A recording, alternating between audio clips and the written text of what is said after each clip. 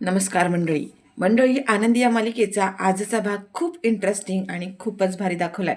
मंडळी, पृथ्वीला आता स्वतःच्या सगळ्या गोष्टींचा पश्चाताप झालेला आहे आणि त्यामुळे सगळ्यांसमोर हात जोडून या तिघांनी सुद्धा आनंदीची माफी मागितली आहे. हो मंडळी, ज्या क्षणी आता हा पृथ्वी आबांना भेटायला गेलेला असतो आणि त्यानंतर आबा आणि आरतींनी जे काही सांगितलंय त्यानंतर ह्या पृथ्वीचे एक अक्षरशः कान उघडले आहेत. त्याच्यासमोर सत्य परिस्थिती काय आहे ते कळलंय. कारण पृथ्वीचा आबांवरती प्रचंड विश्वास असतो. आबांनी अशी काही गोष्ट पृथ्वीला सांगितली आहे त्याच्यामुळे पृथ्वीचे डोळे तर उघडले आहेत, पण त्याच्या पायाखालची जमीन सुद्धा सरकली आहे. तर मंडळी, आता त्याच्यामुळे पृथ्वीमध्ये अशी काही गोष्टींचे बदल झालेत की त्यांनी तडक जाऊन आता विद्याधरचा गळा धरलाय आणि आनंदीला त्रास देणाऱ्या प्रांजलला सुद्धा त्याने आता चांगलाच धडा शिकवलाय. आणि ह्या तिघांनी मिळून आता आनंदीचे पाय धरलेत. आता नेमकं असं सगळं काय घडलंय, कसं घडलंय, सगळं काही सविस्तर पाहूया. पण त्याआधी तुम्ही जर आपल्या चॅनलवर नवीन असाल, चॅनल अजूनही सबस्क्राईब केलं नसेल तर चॅनल आत्ता सबस्क्राईब करून घ्या. म्हणजेच मालिकांचे असेच येणारे रोजचे नवीन व्हिडिओज आणि नवीन अपडेट सगळ्यात आधी तुम्हाला आपल्या चॅनलवर पाहायला मिळतील. आणि हो, सोबत व्हिडिओला लाईक करायला सुद्धा विसरू नका. मंडळी, आता इकडे असं दाखवलंय की मिताली, प्रांजल आणि ही शिल्पा तिघं सुद्धा देवाऱ्याजवळ आलेत. त्यांनी हातामध्ये एक दिवा लावलाय. प्रांजल आता त्या दिव्याची वात लावतो आणि आता त्यांनी ते आनंदीला बोलून घेतलंय. आता आनंदीला शिक्षा म्हणून हा पेटता दिवा त्या हा लोकांना आनंदीच्या हातावर ठेवायचा असतो. आणि छायाला ह्या गोष्टीचा अंदाज आलाय की हे लोक आता आनंदीसोबत काहीतरी करणार आहेत. आणि म्हणून ती जाते आणि इकडे आरतीला फोन करत असते. आरती आता इकडे फोनच उचलत नाहीये. छाया म्हणते, काय झालं आरतीताई? आरतीताई, तुमची आता आनंदीताईला खूप जास्त गरज आहे. फोन का उचलत नाही आहात तुम्ही? आणि ती बिचारी फोनवर फोन करते आणि हा प्रांजल जातो आणि आनंदीचा हात धरत तिला खेचत घेऊन येतो. आनंदी म्हणते की प्रांजल, काय झालं, काय करतोय तू?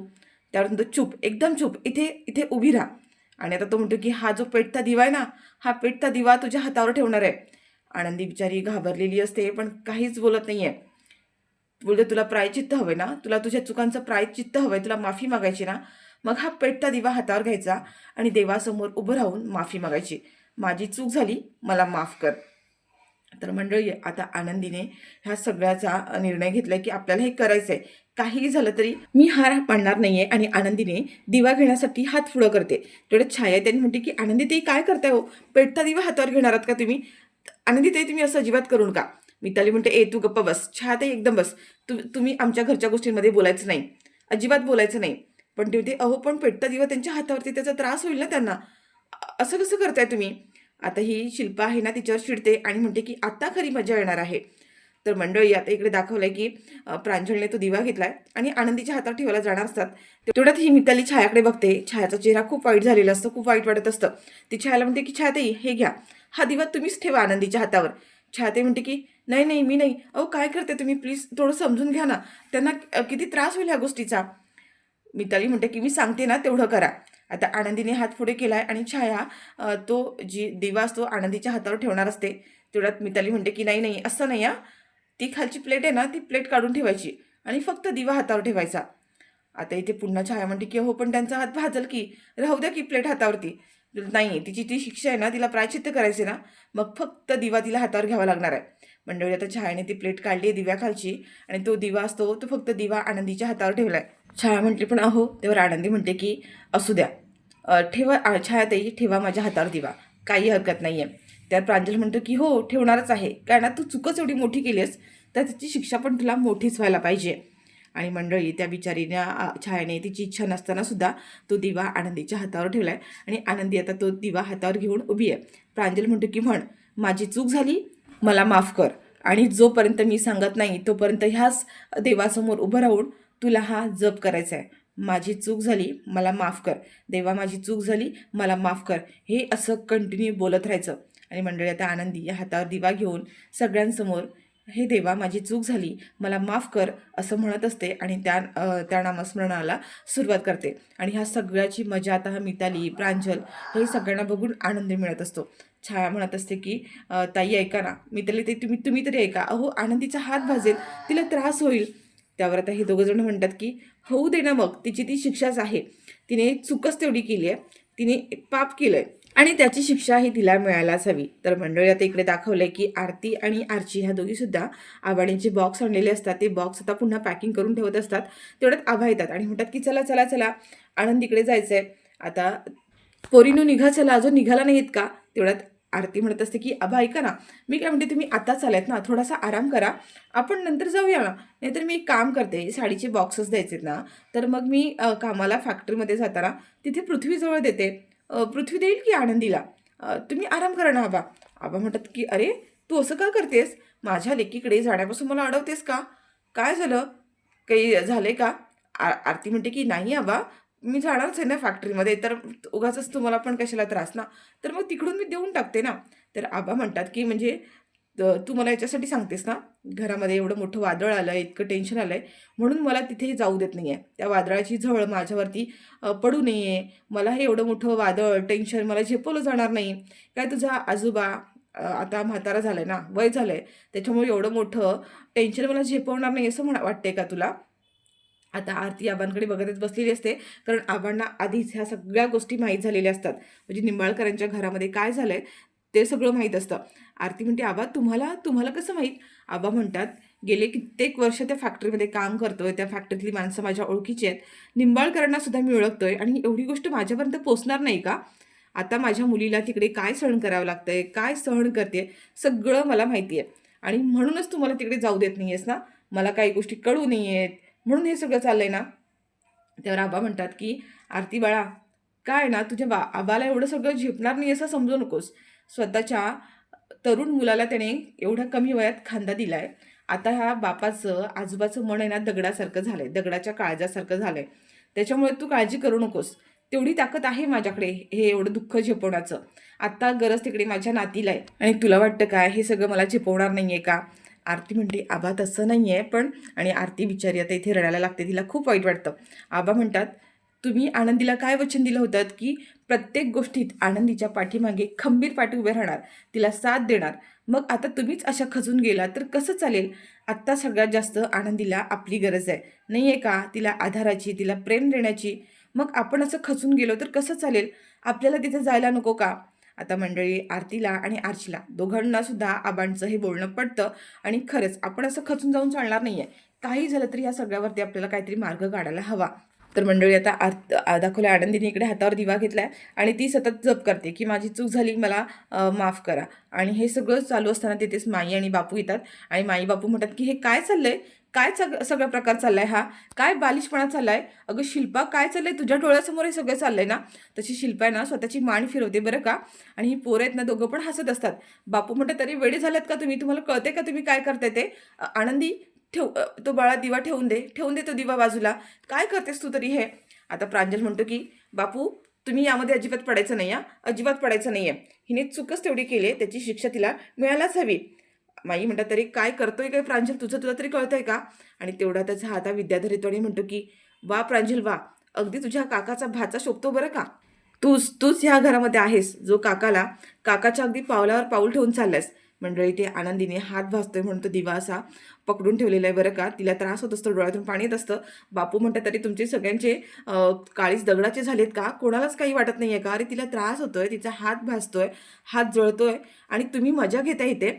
आणि हात जातो विद्याधर आणि त्या प्रांजलच्या खांद्यावर हात ठेवतो आणि म्हणतो की काय ना बरोबर आहे, ह्या आनंदीने एवढा त्रास दिला आहे पोरांना, त्याची शिक्षा तिला मिळायला नको. माई म्हणतात अरे विद्याधर तू तर दगडाच्या काळजाचा आहेस तर आहेसच, पण ह्या पोरांना तरी काय शिकवतोय तू? अरे प्रांजल तुला तरी कळतंय का, माणुसकी सोडून दिले का तुम्ही सगळ्यांनी? आणि मिताली तुलाही पण काही वाटत नाहीये का गं, तिला किती त्रास होतोय, एखाद्या जीवाला एवढा त्रास देताना तुम्हाला काहीच वाटत नाहीये, काहीच त्रास होत नाहीये? प्रांजल म्हणतो नाही नाही, तिने आम्हाला जो त्रास दिलाय, त्याचं काय आहे सांग ना. आम्हाला त्रास देऊन आमच्या घरात इथे राहायला आली आहे ते तुला दिसत नाही आहे? आणि माई म्हणतात हे बघ प्रांजल, बस कर आता, बस कर हे सगळे नखरे, तिला सांग बरं दिवा खाली ठेवायला. प्रांजल म्हणतो नाही तू जर ह्या सगळ्याच्या मध्ये मध्ये केलंस ना तर मी स्वतःला त्रास करून घेईन, बघ मी माझं स्वतःचं काय करेन. आणि तिने डायनिंग टेबलवर जो चाकू असतो तो चाकू स्वतःच्या हातात घेतो आणि तो स्वतःच्या मानेवर ठेवतो आणि म्हणतो की हे बघा, तुम्ही जर ह्याच्यामध्ये कोणी इंटरफेअर केलं तर मी स्वतःला संपून टाकेन. आणि तो स्वतःच्या मानेवरून चाकू काढत नसतो, लगेच विद्याधर आणि शिल्पा धावत येते. विद्याधर त्याच्या हातातला चाकू खेचतो आणि त्याच्या शिल्पा कानाखाली लावून देते आणि म्हणते काय करतोस तू, काय करतोस तू हे सगळं ह्या मुलीसाठी, ह्या दीड दमडीच्या मुलीसाठी तू स्वतःचा जीव देणार आहेस का? आणि आता हा विद्याधर जातो आणि त्याला मिठी मारतो आणि म्हणतो की अरे काय असं करतोयस, आम्ही आहोत ना, आम्ही तुझ्यासोबत आहोत आणि तू काही चुकीचं करत नाहीयेस, अगदी बरोबरच करतोयस, तुला स्वतःला त्रास करून घ्यायची काही गरज नाही आहे. शिल्पा म्हणते की काय एवढं स्वतःला त्रास करून घेतोयस. आता विद्याधर प्रांजलच्या अगदी जवळ जातो, त्याला जवळ घेतो आणि म्हणतो, ही बघ प्रांजल बा, तुला काळजी करायची काही गरज नाही आहे आणि इथं कोणी काही बी बोलू दे, कोणाकडे अजिबात लक्ष द्यायचं नाही. शिल्पा तर इकडे माईंकडे आणि बापूंकडे रागारागाने बघत असते आणि म्हणतो की हे बघ, ही जी बाई आहे ना, ही तुझ्या आईची जागा घ्यायला आली आहे आणि तिला तू जी काही शिक्षा केलीस ना, ती अगदी बरोबरच आहे. कोणी काही बी असू दे, पण तुझा हा काका तुझ्यासोबत आहे हे लक्षात ठेवायचं. तर मंडळी तिकडे आरती आणि आभा दोघं सुद्धा बसलेले असतात. आता ह्याच्यावरती काय मार्ग काढायचा यांचं चालू असतं. तेवढ्या तिथे पृथ्वी आलाय. आता पृथ्वीला बघून आरती म्हणते की तू आता या वेळेला इथे. पण आता पृथ्वी आरतीची काहीच बोलत नाही. आबांच्या जाऊन पाया पडतो, आशीर्वाद घेतो आणि म्हणतो की आबा, मला तुमच्याशी महत्त्वाचं बोलायचं आहे. आता आबा म्हणतात की बोल ना. पृथ्वी म्हणतो की हे बघा आबा, मी आता जे बोलणार आहे त्याचं तुम्हाला कदाचित वाईट वाटेल, पण मी तुमच्या नातीबद्दलच इथे बोलायला आलोय. आबा म्हणतात की बोल, निसंकोच मनाने जे काही म्हणत आहे ते सगळं बोल. पृथ्वी म्हणतो की माझ्या घरच्यांनी म्हणजेच तुमच्या मुलीने आणि माझ्या बाबांनी आम्हाला फसवलं. आम्हाला फसवून त्या दोघांनी लग्न केलं आणि ही गोष्ट सगळ्यांनीच आमच्यापासून लपवून ठेवली. इवन सगळ्यांनीच, घरच्यांनी, तुम्हीसुद्धा. आबा तुम्हीसुद्धा ही गोष्ट मला सांगितली नाही, माझी फसवणूक केली. आबा म्हणतात पण मग त्याचं काय झालं की बाळा, ती परिस्थितीच तशी होती. पृथ्वी म्हणतो की नाही हा, खूप खूप मोठा विश्वासघात केला आहे. एवढी मोठी गोष्ट जर घडली होती तर इतके दिवस आमच्यापासून लपून का बरं ठेवली. तो म्हणतो, पृथ्वी म्हणतो की आबा आता मी बोलणार आहे. माझ्या मनात जे काय आहे ते मी तुम्हाला सांगणार आहे आणि सोबत माझा जो काही निर्णय आहे तो सुद्धा मी तुम्हाला सांगणार आहे. आबा आता ते शांत बसतात आणि म्हणतात की बोल, तुझ्या मनात जे काही आहे ते सगळं बोल. तर मंडळी आता पृथ्वी म्हणतो की आनंदी आणि बाबांचं झालेलं लग्न मला अजिबात मान्य नाही आहे. अजिबात मान्य नाही आहे आणि इव्हन आम्हा तिन्ही भावंडांना सुद्धा मान्य नाही आहे. या गोष्टीमुळे आम्हा तिन्ही भावंडांना ह्याचा खूप त्रास होतोय आणि म्हणूनच मी असा विचार केला आहे की तुम्ही तुमच्या आनंदीला, तुमच्या नातीला तुमच्या घरात परत घेऊन या. या गोष्टीने मी बाबांना, आनंदीला समजवण्याचा प्रयत्न केला. त्यांना घटस्फोट घ्यायलाही सांगितला, पण बाबा घटस्फोट घेण्यासाठी तयार नाही आहे. म्हणून मी आता तुमच्यासमोर हात जोडून विनंती करतोय, तुमच्यासमोर हात जोडतोय, तुमच्या पाया पडतोय. कृपा करा आणि प्लीज आनंदीला घेऊन या. कारण बाबा ऐकणार नाही आहेत. किमान तुम्ही तरी ही गोष्ट ऐका आमची आणि प्लीज आनंदीला इथे घेऊन या. मंडळी आता पृथ्वीने हे जे काही गोष्ट आबांच्या समोर ठेवले, या गोष्टीचा आरतीला आणि आबांना खूप मोठा धक्का बसलाय. पृथ्वी म्हणतो हे लग्न जे झालंय ते आम्हाला तिन्ही मुलांना कोणालाही मान्य नाही आहे आणि आम्हाला ते मान्यच नाही आहे आणि म्हणूनच आम्ही सांगतोय की आनंदीला घेऊन या इकडे. आबा सगळं सगळं ऐकतात आणि पृथ्वी म्हणतोय की आम्हाला ह्या सगळ्या गोष्टीचा खूप त्रास होतोय. घरामध्ये खूप तणावाचं वातावरण निर्माण झालंय आणि जोपर्यंत आनंदी त्या घरात आहे तोपर्यंत हे वातावरण तसंच राहणार आहे. खरं तर तो आबांशी बोलताना खूप शांतपणे आणि सभ्यपणे त्यांचा आदर करत बोलत असतो. पण तरीसुद्धा आबांना पृथ्वीने जो काही निर्णय घेतला आहे तो अजिबात मान्य नाही आहे. आबा म्हणतात की पृथ्वी, तुझं बोलून झालं, आता मी बोलणार आहे. आता मी जे काही बोलणार आहे ते अगदी शांत आणि शांत डोक्याने ऐकायचं आहेस. आबा म्हणतात, पृथ्वी बाळा, हे बघ, माझ्या नातीचं आणि तुझ्या बाबांचं लग्न झालं आहे. मला माहिती आहे, अगदीच मान्य आहे की तुम्हाला ह्या गोष्टीचा खूप मोठा धक्का बसला असणार आहे. पण ते लग्न कोणत्या परिस्थितीत झालं याचा तू विचार कर. माझ्या मुलीचं भर मांडवामध्ये लग्न मोडलं. तुझ्या त्यावेळेला आमचा नाईलाज होता. अगदी माझ्या मुलीची इज्जत जाण्याची वेळ आली होती आणि त्यावेळेला माझ्या नातीची इज्जत राखण्यासाठी तुमच्या बापाने माझ्या मुलीशी लग्न केलं आणि मान सन्मानाने 4 माणसांमध्ये अख्ख्या गावासमोर मान सन्मानाने लग्न करून ह्या घरातून हात धरून तिचा घेऊन गेलेत. त्यामुळे आता मी तुझ्यासमोर हात जोडतो आणि तुला सांगतो की जोपर्यंत मालक साहेब स्वतः माझ्या आनंदीला घरात इकडे आणून सोडत नाहीत, ज्या मान सन्मानाने ती तिचा हात धरून गेले, तोच हात धरून जेव्हा मालक साहेब स्वतः तिला ह्या घरात घेऊन येतील, तेव्हा मी माझ्या मुलीचा माझ्या घरात स्वीकार करेन. तोपर्यंत मी स्वतःहून माझ्या मुलीला घेऊन येणार नाही. जर तुला एवढंच वाटत असेल तर तू तुझ्या वडिलांना सांग आणि तुझे वडील जेव्हा माझ्या मुलीला इथे घेऊन येतील तेव्हा मी तिला माझ्या घरामध्ये स्वीकारेन. मंडळी, आता आबांनी ही गोष्ट ठणकावून सांगितलेली असते आणि पृथ्वीला मात्र ह्या गोष्टीचा राग आलाय. आबांचा हा असा निर्णय असेल असं त्याला अजिबात वाटलं नव्हतं. आणि मंडळी, आबा हेही सांगतात की तुझा अनुभव खूप छोटा आहे. वयाने, अनुभवाने मी मोठा आहे आणि तुझ्या वडिलांनी कायम हीच गोष्ट सांगितली आहे की कायम सत्याला साथ द्यायची. तुझ्या वडिलांनी हा एवढा मोठा निर्णय घेतला लग्नाचा, त्यामागे त्यांनी काहीतरी विचार करून हा निर्णय घेतला असेल. त्याच्यामुळे पृथ्वी, मी आनंदीला घरी घेऊन येणार नाही आहे. जोपर्यंत मालकसाहेब स्वतः आणत नाही तोपर्यंत नाहीच नाही. मंडळी, आता पृथ्वी तिथून निघून चाललेला असतो आणि म्हणतो की बरं ठीक आहे, म्हणजे तुमचा जर हाच निर्णय असेल तर मला आता माझ्या पद्धतीने याच्यावर तोडगा काढावा लागेल आणि मलाच निर्णय घ्यावा लागणार आहे. असं म्हणून आता पृथ्वी तिथून निघालाय. आबा आणि आरती तिथे उभं राहिलेले असतात. आरती म्हणते, असं काय हा आमच्याच घरामध्ये येऊन आमच्यावरच दादागिरी करतोय, माझ्या आबांशी अशा भाषेत अशा शब्दामध्ये बोलायची ह्याची हिंमतच कशी काय झाली. तर मंडळी हा पृथ्वी तिथून निघालाय आणि त्याच्या मागोमाग आता ही आरतीसुद्धा त्याला खडसावायला निघाली आहे. तर मंडळी इकडे दाखवले की मालक साहेबांनी आता इकडे फोन केलेला असतो, तो म्हणजे शिर्केंना. शिर्के सांगत असतात की पृथ्वीने आपल्या फॅक्टरीतले साड्यांचा जो प्रोजेक्ट आहे तो पूर्णपणे स्टॉप केला. जेवढे सगळे क्लायंट्स आहेत, जेवढ्या काही ऑर्डर्स आहेत त्या सगळ्या त्यांनी थांबवल्यात. सकाळपासून कोणाचीही ऑर्डर त्यांनी जाऊ दिली नाही आहे, सगळ्या ऑर्डर कॅन्सल केल्यात. मालक साहेब म्हणतात की का असं का केलं आहे. तर त्याने म्हणतो की तो जो प्रोजेक्ट आहे तो त्याचा आहे. साड्यांचं जे प्रोजेक्ट आहे ते त्याने बनवलं आहे आणि त्याच्यावरती नाव तुमचं आणि वहिनींचं आहे, त्याच्यामुळे त्याच्यावर हक्क गाजवत त्यांनी ते सगळं बंद केलं आहे. मालक साहेब म्हणतात की हा मुलगा, ह्याला एवढी पण अक्कल नाही आहे की घरगुती गोष्टी, घरचे प्रॉब्लेम्स आणि बिझनेस ह्या दोन गोष्टी वेगळ्या असतात. पर्सनल गोष्टी आणि प्रोफेशनल गोष्टी ह्या दोन्ही गोष्टी वेगळ्या ठेवायच्या असतात, कधी एकत्र आणायच्या नाहीत. एवढी साधी अक्कल नाही आहे का ह्या मुलाला. आणि तो खूप चिडलेला असतो. आणि युगंधर म्हणतात शिर्केंना की काही झालं तरी आजच्या आज सगळ्या ऑर्डर दिल्या पाहिजेत. ह्या पृथ्वीला आता प्रोफेशनल आणि पर्सनल ह्या गोष्टी काय असतात हे मला आज त्याला चांगलं शिकवावंच लागणार आहे. मालक साहेब चिडलेले असतात आणि त्यांचा हात आहे ना अचानक थरथर थरथर कापायला लागतो. त्यांना बोलताही येत नसतं. दुसऱ्या हाताने तो हात पकडतात, हाताला कंट्रोल करतात. आता शिर्के इकडून म्हणतो की मालक साहेब काय झालं, बोलत का नाही आहेत तुम्ही, काही त्रास होतोय का तुम्हाला. युगंधर थोडा वेळ थांबतो आणि म्हणतो की नाही, काहीच नाही, सगळं काही ठीक आहे, तुम्ही नका काळजी करू, पण आजच्या सगळ्या ऑर्डर आजच्या आज जायलाच हव्यात. तर मंडळी इकडे दाखवलं की आरती ही पृथ्वीच्या मागावर येते आणि म्हणते की पृथ्वी थांब, तुझी हिंमतच कशी झालेली माझ्या घरी येऊन माझ्या आबांना ह्या पद्धतीने बोलायची. तुला माहिती आहे तरी का, तू होतास का जेव्हा लग्न झालं, मालक साहेबांचं आणि आनंदीचं लग्न झालं, तेव्हा तिथे काय परिस्थिती होती, काय सिच्युएशन होती, कोणत्या परिस्थितीत तुझ्या वडिलांनी आनंदीची लग्न केलं, तुला काहीतरी माहिती आहे का. काही न जाणून घेता तू डिरेक्टली निर्णय घेऊन कसं काय मोकळा होऊ शकतोस. अरे वयाने इतका मोठा वाढलास तू आणि तुला साधी एवढीसुद्धा अक्कल नाही आहे का, की त्यामागचं कारण काय असेल, आपल्या वडिलांनी एवढा मोठा निर्णय का घेतला असेल, एवढा साधासुद्धा विचार करता येत नाही आहे का तुला. तुझ्या डोळ्यावर आहे ना अहंकाराची पट्टी बांधली आहे. तो अहंकार थोडासा बाजूला करून ठेवलास आणि शांत डोक्याने विचार केलास ना, तर तुला तुझ्या सगळ्या प्रश्नांची उत्तरं मिळतील. अरे सध्या हा तरी विचार कर की आनंदी तुझ्या वडिलांपेक्षा कितीतरीच वयाने लहान आहे, अगदी तुमच्यापेक्षाही लहान आहे. त्याने लग्न करताना हा विचार केला नसेल का, की ही मुलगी आपल्या मुलांपेक्षा पण वयाने लहान आहे, तरीसुद्धा त्यांनी लग्न केलंय. यामागे त्यांनी काहीतरी त्यांचा हेतू होता मंडळी असेल इकडे ना. छाया आता विचार करत असते की आरती फोन का उचलत नाहीये आणि म्हणून ती म्हणते की पुन्हा एकदा प्रयत्न करते. आणि छाया फोनवर फोन करत असते इकडे आरतीला. पण आरती आता इकडे पृथ्वीशी बोलत असल्यामुळे फोन तिचा सायलेंट असतो आणि तिला कळतच नाही की छायाचा फोन येऊन गेलाय. आरती म्हणते असते, अरे मालक साहेबांनी आनंदीशी लग्न केलं, त्यावेळेला आनंदीचं भर मांडवामध्ये लग्न मोडलं होतं.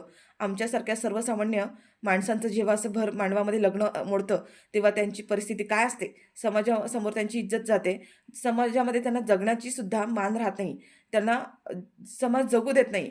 आणि आनंदीची अब्रू वाचवण्यासाठी, आमचा मान जपून ठेवण्यासाठी मालक साहेबांनी एवढा मोठा निर्णय घेतला होता. आनंदीवर त्यांचं प्रेम होतं म्हणून नाही, आमची इज्जत राखण्यासाठी, आनंदीची अब्रू राखण्यासाठी त्यांनी लग्न केलंय. पण हे तुला दिसलंच नसेल का, तर तुझ्या डोळ्यासमोर अहंकाराची पट्टी बांधली आहे ना, तुला कसं कळणार हे सगळं. आता आरतीने ना बऱ्याच बऱ्याच गोष्टी इथे पृथ्वीला सोडवलेल्या असतात आणि सगळं काही आता पृथ्वीने शांतपणे ऐकून घेतलंय आणि त्याला कुठेतरी ह्या गोष्टी पटल्यात सुद्धा. तर मंडळी इकडे छाया आता कंटिन्यू फोन करते आणि आरतीचं लक्ष नाही आहे. पृथ्वी हे सगळं ऐकून घेतो आणि आरती म्हणते की बघ, मी तुला एकच शेवटची गोष्ट सांगते, तुझ्या डोळ्यावर जो अहंकार आहे ना, तो थोडासा बाजूला ठेव आणि शांत डोक्याने विचार कर. म्हणजे तुला तुझ्या सगळ्या प्रश्नांची उत्तरं मिळतील आणि तुझ्या वडिलांची बाजूसुद्धा तुला कळेल की काय आहे ती. आणि हो, पुन्हा माझ्या घरात असं येऊन आबांजवळ ह्या भाषेत आणि ह्या शब्दांमध्ये बोलायचं नाही, कळलं तुला. मी शेवटचं सांगते. आणि आनंदी ते घर सोडून येणार नाही. आनंदी त्याच घरात राहणार, त्याच घरात राहून त्या घरातल्या सगळ्या माणसांची मनं जिंकणार आणि ती कायमस्वरूपी त्याच घरात राहणार, जोपर्यंत मालक साहेब स्वतः सांगत नाही, असं खडसावलंय तिने. आणि आता आरती तिथून निघून जाते. आणि मंडळी ह्या पृथ्वीला खरं तर आरतीचं बोलणं आता कुठेतरी पटलंय. आता मंडळी आता इकडे आरती ही रागारागामध्ये घरी येते आणि बघते तर मोबाईलमध्ये 5 मिस कॉल्स असतात. ती म्हणते छायाताईंचे एवढे 5 मिस कॉल्स. आणि म्हणून त्या तिकडे छायाला फोन करते. तेव्हा छाया फोनवर आरतीला सांगितलंय की इकडे खूप मोठा प्रॉब्लेम झालाय, मिताली, प्रांजल हे आनंदीला खूप त्रास देतात आहेत, तुम्ही प्लीज आत्ताच्या आता इकडे या म्हणून. आता आरतीला कळत नाही की काय करावं, ती खूप टेन्शनमध्ये आलेली असते की मी इकडे आल्यानंतर नक्की तिकडे काय घडलं असेल, काय काय घडून गेलं असेल, आनंदीला काय सहन करावं लागत असेल. आणि मंडळात इकडे दाखवलंय की आनंदीचा जप सुरू आहे की माझी चूक झाली, मला माफ करा, बिचारी नॉन स्टॉप बोलत असते आणि ह्या सगळ्याची मजा आता घेत असतात. तिकडे छाया म्हणते की हिला माईंना म्हणते की माई तुम्ही तरी सांगा ना, अहो बघा ना त्या बिचारीची काय अवस्था झाली आहे, ह्या लोकांना काहीच दया येत नाही आहे का. माई आता चिडतात आणि रडत म्हणत असतात की का का असे क्रूर वागताय तुम्ही, तुमच्या मनात कोणाच्याही मनात भावना प्रेम काही राहिलंच नाही आहे का, एवढे निर्दयी कसे झाला तुम्ही सगळेजण. अरे तिला त्रास होतोय, त्रास होते तिला, बस करा, बस करा, थांबवा आता सगळा तमाशा. आणि प्रांजल तू तर आता बोलायचंच नाही, या खूप झालं आता, अति होतं हे सगळं. माई आनंदीला म्हणतात आनंदी तू दिवा खाली ठेवून दे, अजिबात ह्या लोकांचं काही ऐकायची गरज नाही आहे. आनंदी म्हणते नाही माई, माझं प्रायचित्त आहे, माझ्याकडून चूक झाली ना तर मला हे प्रायचित्त घ्यावंच लागणार आहे. मंडळी तेवढ्यात आता आरती येते तिथे धावत धावत आणि म्हणते की आनंदी अगं काय करतेस तू हे सगळं, टाकून देतो दिवा. आणि आता ती आनंदीच्या हातातला दिवा घ्यायला जाणार असते तेवढ्या त्या प्रांजल आणि मिताली येतात आणि आरतीला अडवतात आणि म्हणतात की थांब, तू तर अजिबात जवळ यायचं नाही. आणि ते आनंदीच्या जवळच जाऊ देत नाहीये. आनंदी बिचारी तेच तेच म्हणत असते आणि मिताली आणि म्हणते की बघ तुझी हिंमत कशी झाली ती येण्याची. उलट ते आरतीलाच आता उलटसुलट बोलत असतात. आरती म्हणत असते की आनंदी बाळा हे बघ, ह्या लोकांचं काही ऐकायची गरज नाहीये, टाकून देतो दिवा. काय एवढं सगळं सहन करतेस तू, कशासाठी करतेस, तुझी काही चुकच नाही ह्या सगळ्यामध्ये. आनंदी प्लीज ऐक. पण आनंदी आता काहीच ऐकत नाहीये. तिचं नामस्मरण सुरू असतं, ती जप करत असते. आणि मंडळी हे सगळं चालू असताना तिथे आता आनंदीच्या हातातला दिवा आणून असा जोरात उडवलाय. आणि तेवढ्यात तो तिथे पृथ्वी आलेला असतो आणि पृथ्वीने तो दिवा उडवलेला असतो. पृथ्वी म्हणतो की अरे काय चाललंय काय हे सगळं, तुम्ही सगळे मूर्ख आहात का, डोक्यावर पडलात तुम्ही, काय करताय तुम्ही हे सगळं, हातावर पेटता दिवा तिच्या हातावर दिलाय, काय करताय, तुम्हाला अक्कल आहे का. आणि म्हणतो कोणी केलं हे सगळं, कोणाची आयडिया होती. तेवढ्यात हा प्रांजल म्हणतो की मी मी सांगितलं, माझी आयडिया ती, मला त्रास द्यायचा होता हिला, मला शिक्षा द्यायची होती. आता पृथ्वी प्रांजलच्या अंगावर धावत जातो, त्याच्या कानाखाली देतो आणि त्याची कॉलर धरतो. म्हणजे तुझी हिंमत कशी झाली हे सगळं करण्याची, काय करतोयस तू, वेडा झालायस का. आणि त्याने खूप मारलेलं असतं प्रांजलला. प्रांजल म्हणतो की काय करायला होतं मी दादा, तू माझ्यावर ओरडतोयस, माझ्यावर हात उचलतोयस, ह्या मुलीने काय केलं तुला कळतंय ना, आणि तुझ्या आनंदीची बाजू घेऊन बोलतोयस का.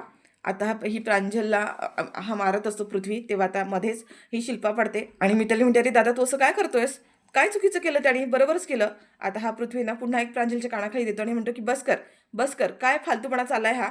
आणि तू काय करतोयस हे, म्हणजे जे इतक्या काही वर्षांपूर्वी आपल्या आईने केलं होतं, हा पेटता दिवा आपल्या हातावर घेऊन, तीच गोष्ट तुम्ही तिच्याकडून करून घेताय, तुम्हाला थोडी तरी अक्कल आहे का.